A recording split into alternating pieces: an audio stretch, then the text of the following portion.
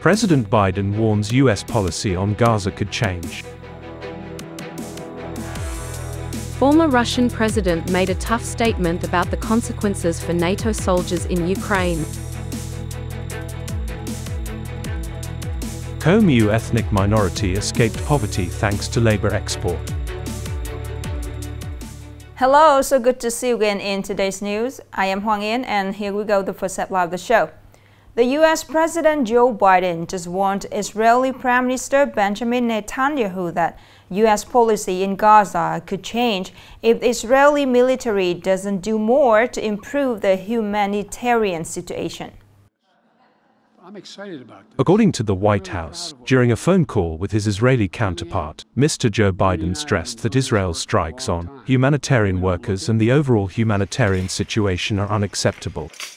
The call followed an Israeli airstrike that killed 7 members of the US-based aid group World Central Kitchen in Gaza earlier this week.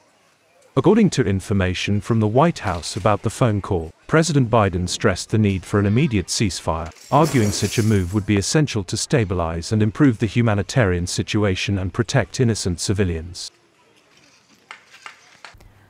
According to RT station, former Russian President Dmitry Medvedev said that bounties should be offered for the killing of NATO soldiers if they are deployed to Ukraine to fight against the Russian troops.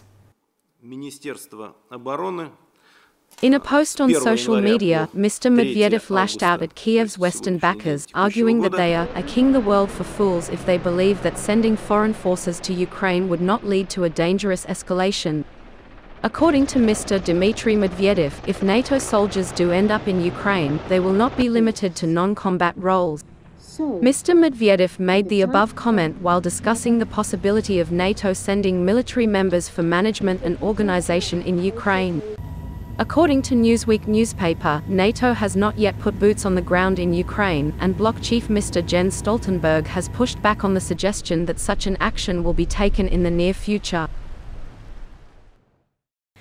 After 2 routes to Shanghai and Chengdu, VietJet will open a direct route between Ho Chi Minh City and Xi'an, China from April 29th, becoming the airline flying directly from Vietnam to the Asian capital of Xi'an, China. With 4 return flights per week, the new route will help shorten the distance and travel time between the 2 destinations. The flights from Ho Chi Minh City to Xi'an will take off on every Monday, Wednesday, Friday, and Sunday at 20:05 local time, and land in Xi'an Xianyang International Airport at 1:30 the following day, local time. The return flights from Xi'an to Ho Chi Minh City take off on every Monday, Tuesday, Thursday, and Saturday at 2:30 local time, and land in Ho Chi Minh City at 6:25 local time.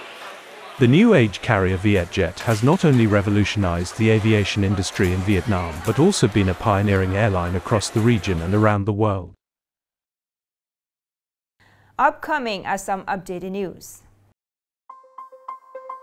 It is estimated that approximately 800,000 tons of bombs and mines were left across Vietnam after the wars, most of which are concentrated in the central and southeastern regions and the Central Highlands.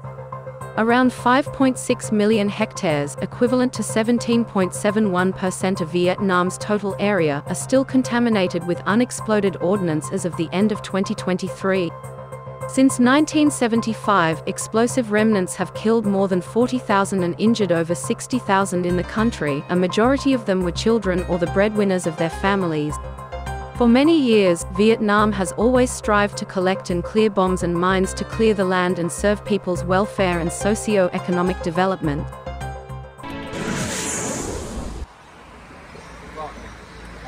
Within the framework of the working visit of Mr. Hoang Gia Hu, Deputy Secretary of Nghe and Provincial Party Committee to Sydney, Australia, the delegation of Nghe Province organised the Nghe Australia Trade Investment and Tourism Connection Conference. The organisation of the conference aims to seek investment cooperation opportunities and remove obstacles in investment procedures and policies in Vietnam, including Nghe Province.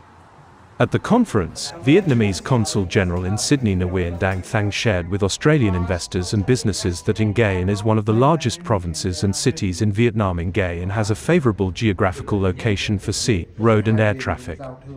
With abundant labour resources, Nghe An is a potential destination for Australian investors.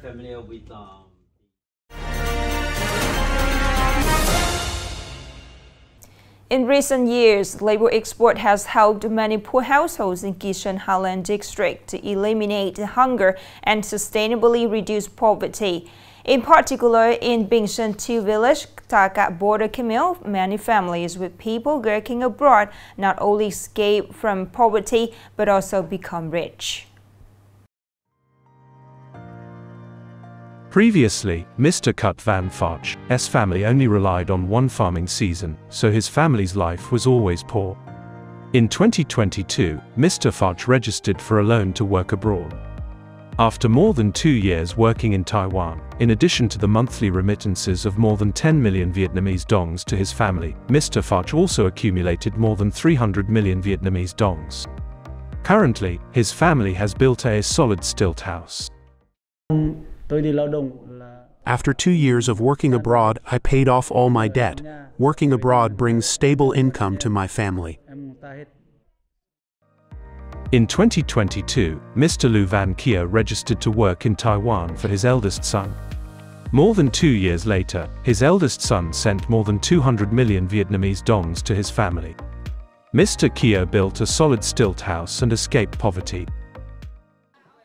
In the past, my family was very poor, but since the day my son went to work abroad and sent money back to the family, I built a solid stilt house.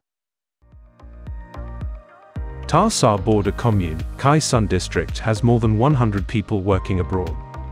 The average remittance to family is from 20 to 30 million Vietnamese dongs per month. Realizing the economic efficiency from labor export, Khai Son district signed a training cooperation agreement with Vietnam, Korea Technical College to improve knowledge and skills to meet the demand of labor export markets.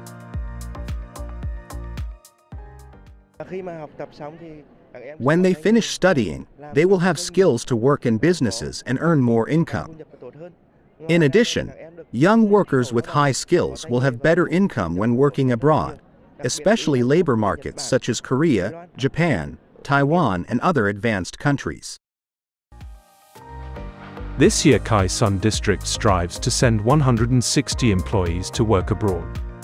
In fact, after returning from labor export, ethnic minorities not only have a better life but also change their economic thinking, eliminating the ideology of expectation, dependence and care for family economic development. The last story to end our program today. Thank you so much for your attention. Goodbye and see you later.